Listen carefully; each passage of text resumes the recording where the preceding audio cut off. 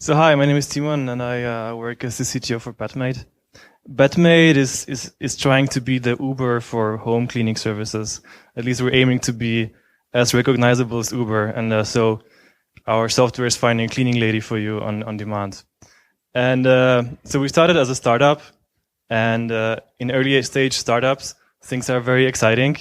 You don't have any money, you don't have office, you have a lot of work, and on top of that, our technology of choice was PHP and jQuery. So, yeah. So fortunately, things were going really well. We are now 17 engineers here in Warsaw. So we came up with a plan how to fix this. The plan was like this. We're going to just rewrite and use React, Redux, styled components and continuous deployments and stuff like this. We hired an expert. We made prototypes. Things were going well. And then it went like this.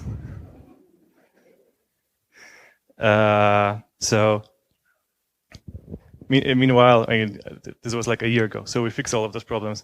And the main problems we were facing was like, we didn't want to do big bang rewrite like Nadia was talking about. We want to do step by step, right? But it's just like, it only sounds easy, but when you actually try it, it's like, how do you actually do it? How do you integrate the new technology within the old one? It's not trivial. How do you do continuous delivery? And how do you write end-to-end tests that actually work and are stable? But I think the biggest issue with this kind of project is, how do you build the front end without having actually working APIs?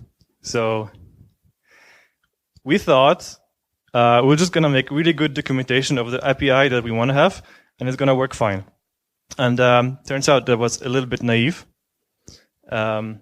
So when we started, we thought we can just generate TypeScript interfaces for the Swagger documentation that we have for the API, and this is going to solve all the problems. Because in theory, your API keeps changing, but then you just regenerate the interfaces for the API, and TypeScript is just going to catch all the bugs, and there will be no problems. So turns out this doesn't work that well.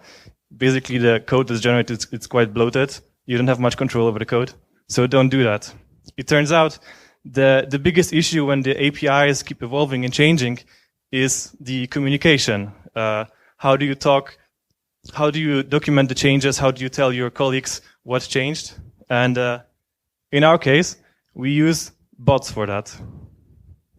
So basically, whenever the backend team changes something in the APIs, the bot would push a message to Slack and notify everybody what changed. And then you can click the links, and it takes you to a really nice div where you can see exactly what changes. And it turns out that way the teams can collaborate quite much better. So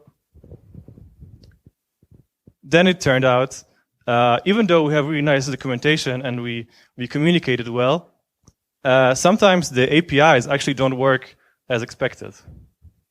So what we did is, on the backend side, we write behavioral tests, which look kind of like this. It's like a simplified version. So basically, whenever the backend tests itself, it will also load the documentation of the API and use this to validate if the JSON that's generated matches the schema. And this is working surprisingly well.